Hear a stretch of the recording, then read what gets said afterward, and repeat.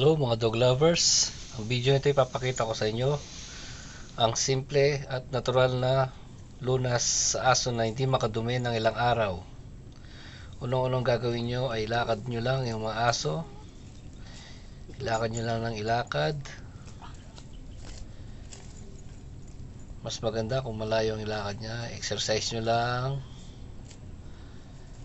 Nangyari kasi sa aso namin to, nung mga ilang araw siya hindi makadumi, mga 3 araw, ang ginawa ko, nilakad ko siya ng nilakad. Lakad lang, nilakad.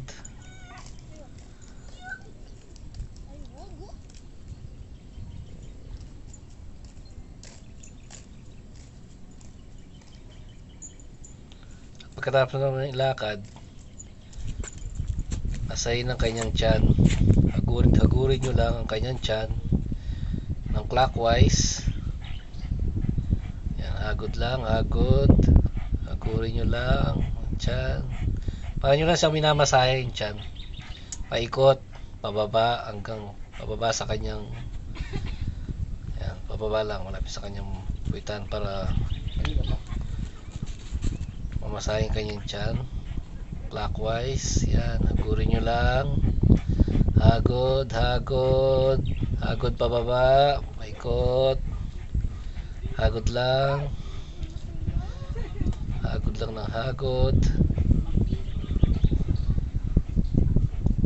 hagod, clockwise, pababa.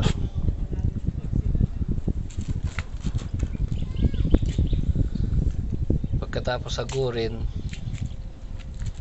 lakad lang ulit ang aso. Lakad nyo lang. Yan, lakad. Pwedeng lakad ng malayo.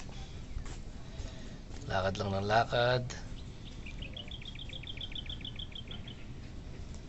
Lakad. Lakad lang.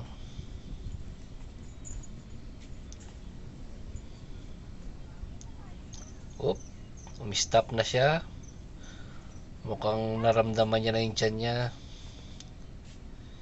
Epektibo to kasi 3 days yung aso namin hindi makadumi. Ginawa ko yan. Yun, mga ilang minuto lang nagdumi na siya.